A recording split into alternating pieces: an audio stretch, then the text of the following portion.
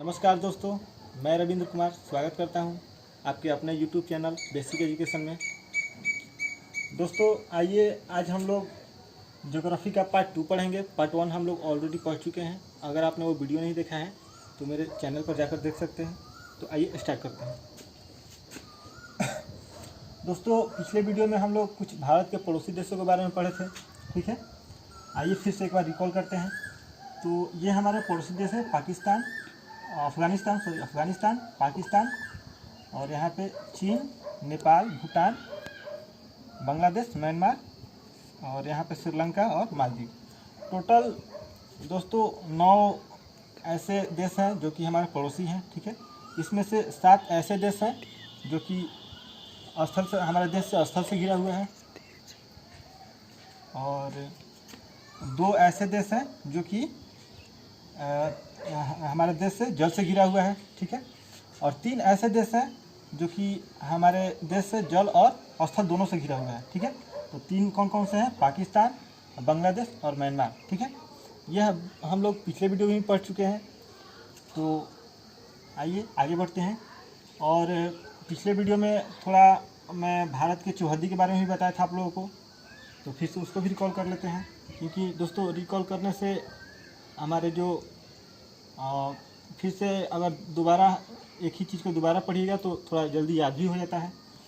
तो आइए दोस्तों, पिछले वीडियो में गलती से मैंने यहाँ इंदिरा कॉल की जगह इंदिरा पॉइंट बता दिया था, तो उसको आप लोग थोड़ा सुधार लीजिएगा, ठीक है।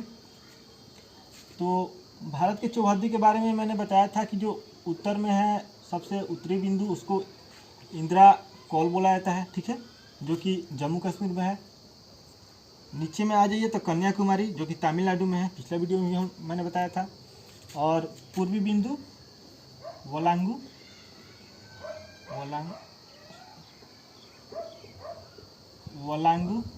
जो कि अरुणाचल प्रदेश में पड़ता है। और पश्चिम में सरक्रीक जो कि गुजरात में पड़ता है। तो ये तो पिछले वीडियो में मैंने बताया था, ठीक है। अब आइए आज का वीडियो स्टार्ट करते हैं। तो दोस्तों आइए आज थोड़ा भारत की लंबाई और चौड़ाई के बारे में जान लेते हैं। तो ये जो पूरब से जो पश्चिम की भारत की लंबाई है, यहाँ से यहाँ तक, इसकी लंबाई है 2933 किलोमीटर। और जो ये उत्तर से दक्षिण की भारत की लंबाई है ये है 3214 किलोमीटर।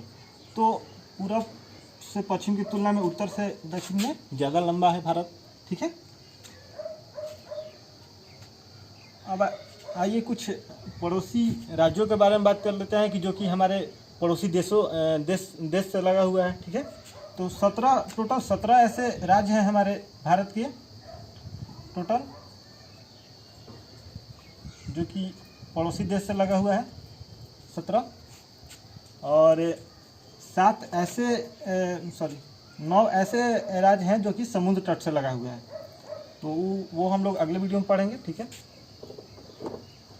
अब आइए और कुछ जानते हैं। तो यहाँ मैं एक ग्लोब बना लेता हूँ।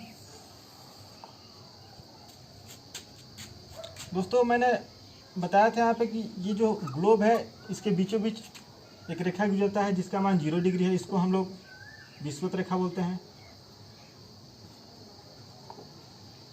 विषुवत रेखा, इसको अक्षांश रेखा बोलते हैं, ठीक है। और जो इस तरह से ग्लोब पर रेखा खींचा जाता है उसको अक्षांश रेखा, और जो इस तरह से रेखा खींचा जाता है ऊपर से नीचे उसको देशांतर रेखा बोला जाता है, ठीक है। तो उसके 0 डिग्री के ऊपर बढ़ेंगे तो 1 डिग्री, 2 डिग्री, 3 डिग्री ऐसे करते करते ऊपर 90 डिग्री तक जाता है आदमी, ठीक है। यानी कि टोटल ऊपर में 90 अक्षांश रेखा और नीचे में 90 अक्षांश रेखा। ये जो उत्तर में ये जो बिंदु देख रहे हैं उसको उत्तरी ध्रुव बोला जाता है, उत्तरी ध्रुव। और नीचे में जो ये बिंदु है दक्षिण, इसको दक्षिणी ध्रुव बोला जाता है, दक्षिणी ध्रुव, ठीक है। अब दोस्तों यहाँ से एक रेखा गुजरता है जिसका मान है 23.5 डिग्री। जिसको कर्क रेखा बोला जाता है। और यही कर्क रेखा जो है हमारे भारत को दो भागों में बांटता है, यानी कि हमारे भारत के बीचों बीच से होकर गुजरता है। और नीचे में एक और रेखा गुजरता है विषुवत रेखा के नीचे में, इसको हम लोग मकर रेखा कहते हैं। इसका भी मान 23.5 डिग्री ही है। तो आइए कर्क रेखा के बारे में जानते हैं।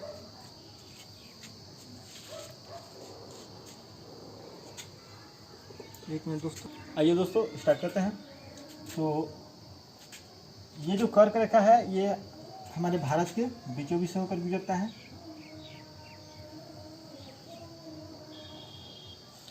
और जो ये भारत के दो भागों में बांटता है, तो ये टोटल 8 राज्यों से होकर गुजरता है। तो आइए हम लोग इसको देखते हैं कि कौन कौन से राज्य है जो इसके बीचों बीच से ये कर्क रेखा गुजरता है। तो दोस्तों ये वाला मैंने बताया था, ये गुजरात है टोटल, ये वाला जो देख रहे हैं आप, उसके नीचे ये ऊपर इसके ये है राजस्थान, ठीक है। तो दो तो यही हो गए, गुजरात और राजस्थान, दो दो का टेबल करके याद कर लेंगे हम लोग, ठीक है।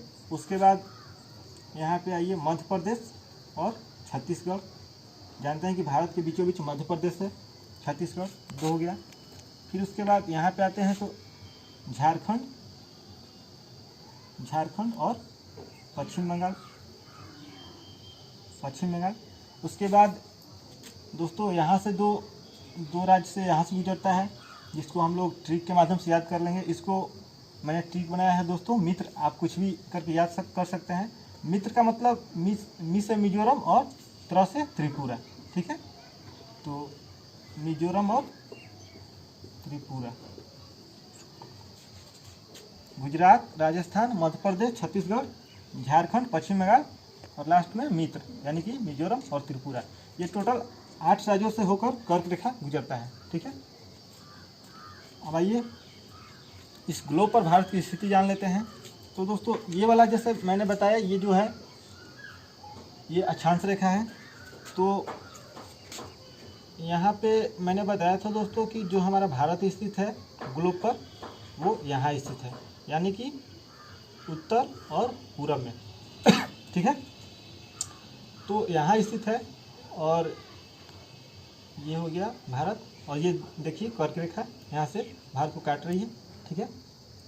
तो ये ग्लोब पर जब ये 0 डिग्री है, तो 0 डिग्री से ऊपर बढ़ेंगे तो भारत की स्थिति कितना से कितना अक्षांश और कितना से कितना देशांतर के बीच है, ये देखते हैं। तो ये जो अक्षांश रेखा मैंने यहाँ बना दिया, अक्षांश रेखा, इसका ये मान है 8 डिग्री 4 मिनट उत्तरी अक्षांश से, यहाँ ऊपर में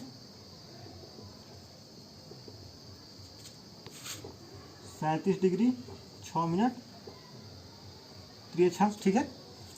और यहाँ से देशांतर की बात करें तो यहाँ से 68 डिग्री 7 मिनट से यहाँ पे ख़त्म होता है 97 डिग्री 25 मिनट पे, ठीक है।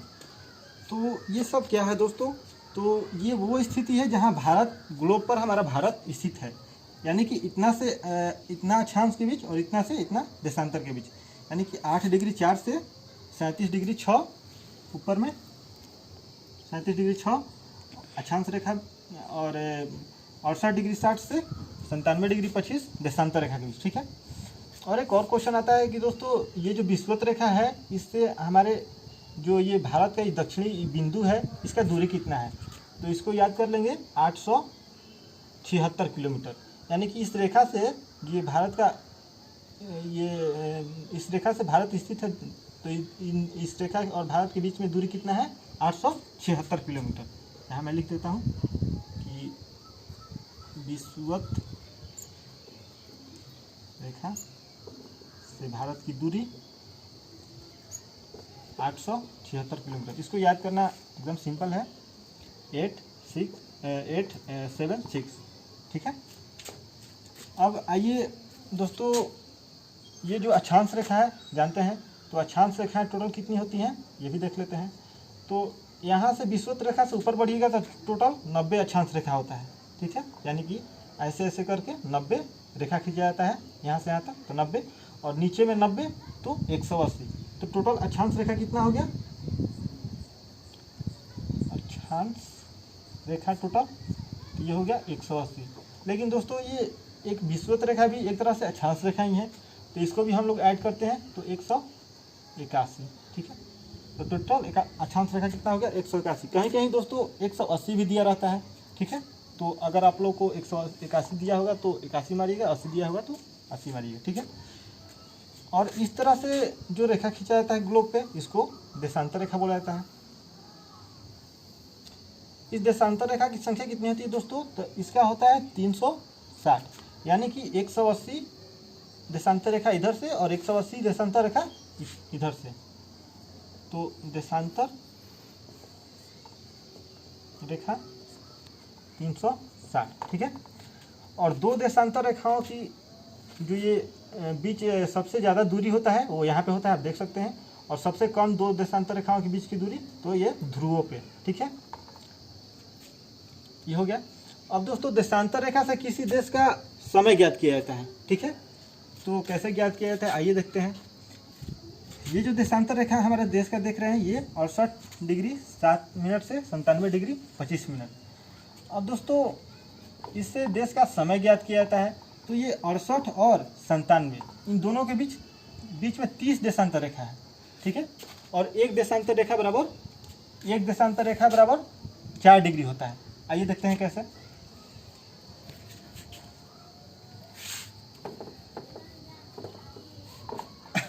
दोस्तों अभी हमने बताया कि इस ग्लोब पर जो देशांतर रेखा कुल संख्या वो है 360, और ये 360 जो है ये पृथ्वी अपने अक्ष पर जानते हैं कि दोस्तों 360 देशांतर घूमने में 24 घंटा का समय लेता है। ठीक है, तो 24 घंटा यानी कि इसको 360, इसको अगर मिनट में चेंज कर ले तो 24 गुना 60, यानी कि टोटल हो गया 1440 मिनट, यानी कि 360 डिग्री घूमने में 1440 मिनट लेगा। तो 1 डिग्री देशांतर घूमने में 4 मिनट, आप लोग इसको कैलकुलेट कर सकते हैं। ठीक है, तो 1 डिग्री देशांतर घूमने में कितना मिनट लेगा, 4 मिनट, यानी कि यहाँ से ये देशांतर और ये देशांतर के बीच की दूरी और कवर करने में 4 मिनट का समय लगता है। तो यहाँ से 68 और 97 लगभग इसके बीच 30 देशांतर रेखा है। तो एक देशांतर बराबर 4 मिनट, तो 30 देशांतर बराबर 30 गुना 4 यानी कि 120 मिनट, यानी कि 2 घंटा। तो यहाँ से यहाँ तक आने में यहाँ से यहाँ तक आने में टोटल 2 घंटा का अंतर हो रहा है। ठीक है, यानी कि 68 डिग्री अक्षांश रेखा से 97 डिग्री अक्षांश रेखा के बीच 2 घंटा का अंतर है, जो कि किसी भी देश का समय ज्ञात करने में 2 घंटा का अंतर आ जाएगा। ठीक है, तो इसको क्या किया गया, तो ये जो 97 है और ये जो 68 है, इसको जोड़ा गया और 2 से भाग दिया गया। ठीक है, तो आया यहाँ पे हम लोग का 82.5 डिग्री, 82.5 डिग्री पूर्वी देशांतर बोलते हैं इसको, 82.5 डिग्री पूर्वी देशांतर। ठीक है, अब ये दोनों के बीच का जो रेखा निकला वो 82.5 डिग्री पूर्वी देशांतर। अब इसको प्रधान समय रेखा भी बोला जाता है, भारत का प्रधान समय रेखा। ठीक है, अब यही जो प्रधान समय रेखा है जो आप लोग को पढ़े होंगे कि इलाहाबाद के नैनी से होकर या मिर्ज़ापुर से होकर गुजरती है। ठीक है, तो ये दोस्तों टोटल भारत के 5 राज्यों से होकर गुजरती है। तो कौन कौन सा है 5 राज्य, आइए देखते हैं। तो इसको याद करना बहुत सिंपल है, यूपी, एमपी और आंध्र प्रदेश। 3 गो प्रदेश वाले हो गए, उत्तर प्रदेश, मध्य प्रदेश और आंध्र प्रदेश। और एक ले लेंगे उड़ीसा, और एक छत्तीसगढ़, ठीक है। तो ये टोटल 5 हो गए।